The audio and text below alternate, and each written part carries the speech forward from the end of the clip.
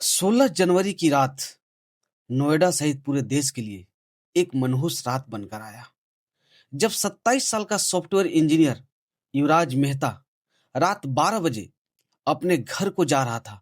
तभी नोएडा सेक्टर 150 के पास एक तीखा मोड़ और उसके सामने एक मौत का खाई। उसकी ग्रैंड विटारा कार सीधे सामने एक नाले में जा गिरती है, जहां पे पानी काफी था और वहां पे कंस्ट्रक्शन का काम चल रहा था।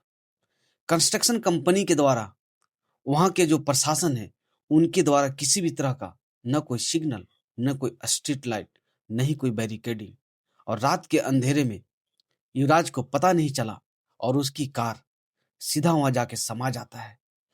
वहां जाने के बाद बहुत मुश्किल से युवराज अपनी कार के छत पे चढ़ता है, अपने पिता को फोन लगाता है और बताता है कि मेरी खाई एक नाले में गिर गई है। इसके बाद फौरन उसके पिता पहुंचते हैं और बेटे को बचाने की हर वो कोशिश करते हैं जो उनसे हो सकता था। लेकिन उस पिता के लिए वो पल क्या रहा होगा जिस पिता ने बेटे को जन्म दिया और उस बेटे की मौत उस पिता के सामने चली गई। कोशिश किए, कुछ नहीं हुआ।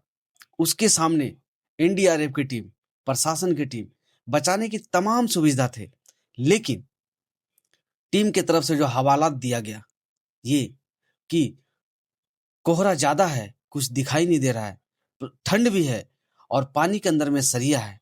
अगर हम बचाने गए तो हमारी जान आफत में आ जाएगी, हम मर सकते हैं।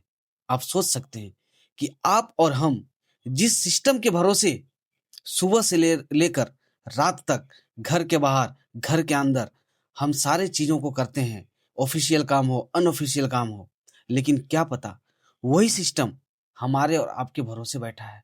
अगर सिस्टम पहले से जागी होती, सिस्टम इसके लिए कोई उपाय कर ली होती, तो शायद ये 27 साल का होनहार सॉफ्टवेयर इंजीनियर युवराज मेहता की जान नहीं जाती। वो पल आप सोच सकते हैं।